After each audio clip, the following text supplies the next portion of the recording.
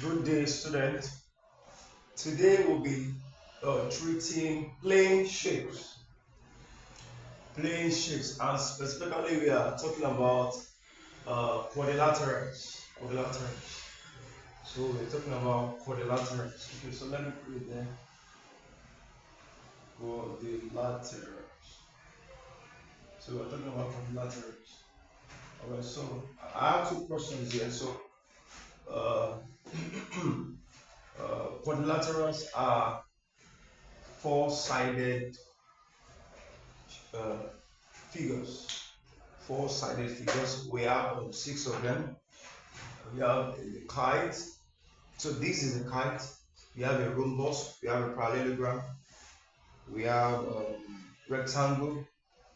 We have square, and we have a trapezium or trapezoid. And we also have two types of trapezium. We have the isosceles and the non-isosceles. But that's on the other side. So when you see a question like this,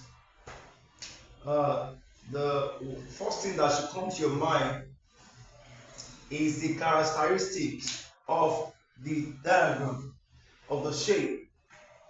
That's the first thing that should come to your mind. The characteristics of the shape. Now, it's important you know, because without the characteristics, without knowing the characteristics of the particular shape, it might be difficult to be solved. Alright, so with number one, the first thing is to identify what the shape is. To identify the shape, you need to first of all identify the shape. So this is not a parallelogram, neither is it a trapezium, but we can see that it is a kite. Both of them are kites. Alright, so and opposite the pair of, one pair of opposite angle of a kite are equal. So you can see that there are two opposite angles, this and this, and this angle and this angle. So we said one pair, meaning that only this angle and this angle are equal. This angle cannot be equal to this, because you can see that the length of this and the length of this are not the same. So this angle and this angle cannot be the same. But because opposite one pair of opposite angles are equal, so meaning that whatever it is here, whatever it is you found here, it is the same with this angle. Alright, so that being said, and also one of the rule, it is we have two diagonals. So the diagonals, that's another rule. One of the diagonals separate them equally. So this diagonal, this particular one, or line of symmetry, separate them into two equal halves. This second line of symmetry does not separate them into two equal halves. If you look at this, look at the bigger side, and we look at this side, the smaller side. So this line of symmetry does not separate them into two equal halves. It is only this. So because this separate them into two equal halves, meaning that there are some angles that will be the same, because this line of symmetry separate them into two equal halves. Alright, so the first thing, now we have to find the size of all the unknown angles. So because of this line of symmetry that separated them into two equal halves, automatically this particular angle, because it will now look like this.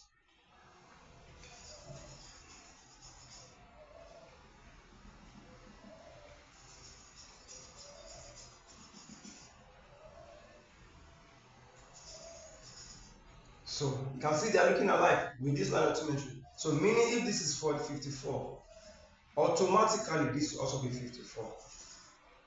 If this is 20, whatever it is, there will also be 50.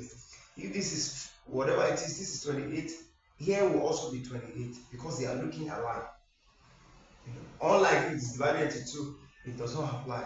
You might see.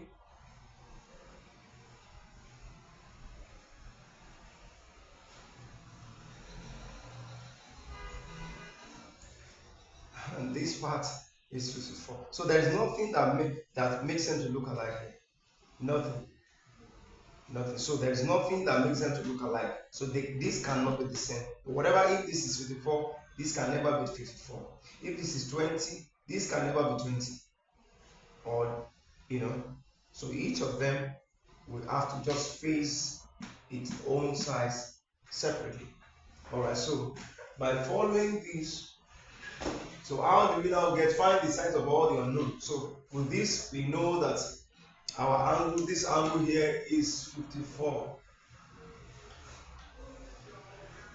from this, and we also know that this angle is what? 28.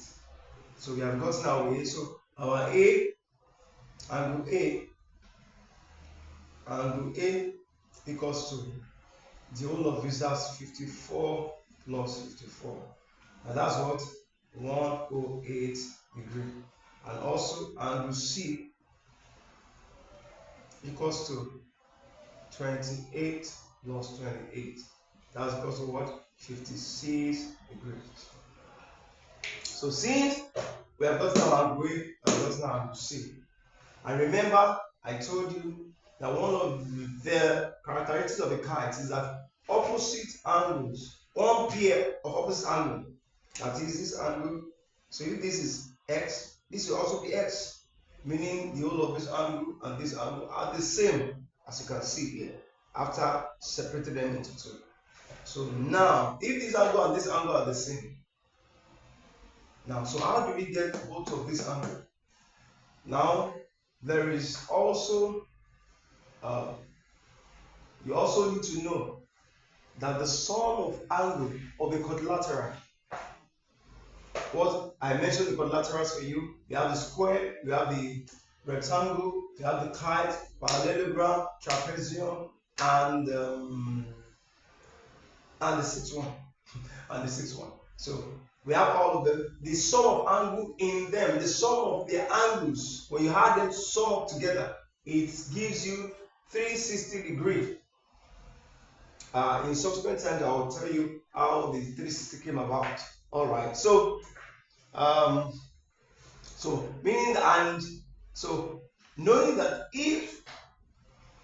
knowing that these two angles are equal, it means that what we need to do is just to separate the addition of this from 360 and separate, or at the answer we get, we divide it into two and get the equal halves of this.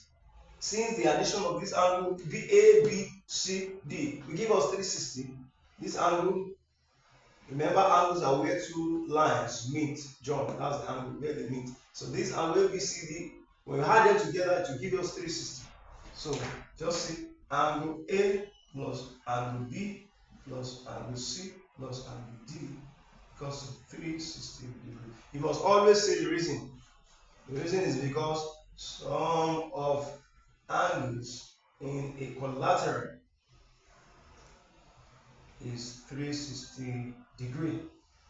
You must always put this reason very important. So our angle A is 108 plus angle B is what? We don't know. Plus angle C is what? 56 plus angle D, we don't know, which is 360 degrees. We sum all together, so B, angle B plus Z plus, if you add them together, you have 164 equals to 360 degrees. And 108 plus 56, that's 64. So angle B plus Z equals to what? 360 minus 164. And angle B plus D equals to what? That's 360 minus 164. That's 6. We have 9. That's 196. 196 degrees.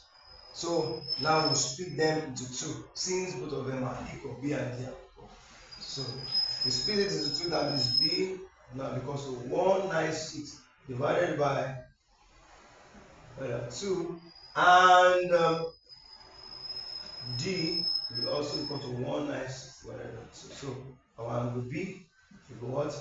That's 98 degrees, and D equals to 98 degrees. That's all. So that's the question 2. Question 2. This is also a kite. Remember I told you that one pair of a kite. That's why it's important you need to know the characteristics of each of these shapes. So B and D. So okay, let me write. So B equals to D. Why? One pair of a kite. One opposite